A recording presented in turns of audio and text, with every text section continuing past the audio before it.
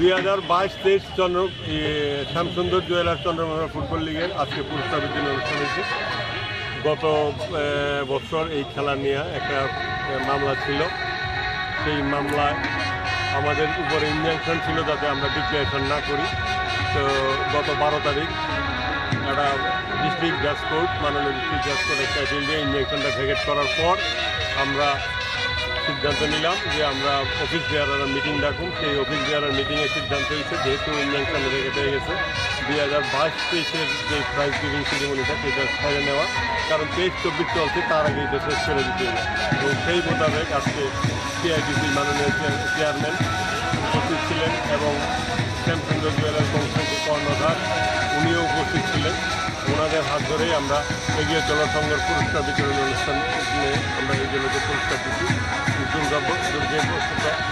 আইসেন না পরাশ ক্লাব উপস্থিত ছিলেন। আমরা পরবর্তী সময় পরাশ ক্লাবের সাথে কথা বলে প্রাইজটা দেওয়া যাবে। নিমন্ত্রণ করা হয়েছিল না? হ্যাঁ, সবাইকেই বলা হয়েছে এবং এটা পুরো লিগ কমিটির সেক্রেটারির দায়িত্ব আছে। লিগ কমিটির সেক্রেটারি সবাই করেছে। কেন এটা আমরা ইয়েতেও দিয়ে দিচ্ছি সবাইকে, আমরা গ্রুপেও দেওয়া হয়ে গেছে সবাইকে, সেইভাবে দেওয়া হয়েছে। কেন আসলেন না তারা? আমি অন্তত আমি জানি তারা কি অসন্তুষ্ট এই রায়ের উপর? হ্যাঁ, তারা তো ওই দিন দেখলাম আপনারা এটার কাছে একটা ইয়ে দিচ্ছে যে ওনারা এটাতে সন্তুষ্ট না, ওনারা কোর্টে অ্যাপিল করবো, হয়তো সেই কারণেই ওনারা নিচ্ছে না। আমি ওই দিনই তারা কইছি যে কোর্টে যদি যে সিদ্ধান্ত আজকে আমরা যে সিদ্ধান্ত নিচ্ছি সেই সিদ্ধান্তর অন্যরকম কোনো সিদ্ধান্ত কোর্ট দেয়, আমরা সেই সিদ্ধান্ত কোর্টের সিদ্ধান্ত মান্য কিন্তু আমি সেই সিদ্ধান্ত পালন করি। তাতে যদি যেইভাবে আছে 2022-23 শ্যামসুন্দর জুয়েলার্স চন্দ্রমোহন ফুটবল লিগের আজকে পুরস্কার বিতরণ অনুষ্ঠান হয়েছে।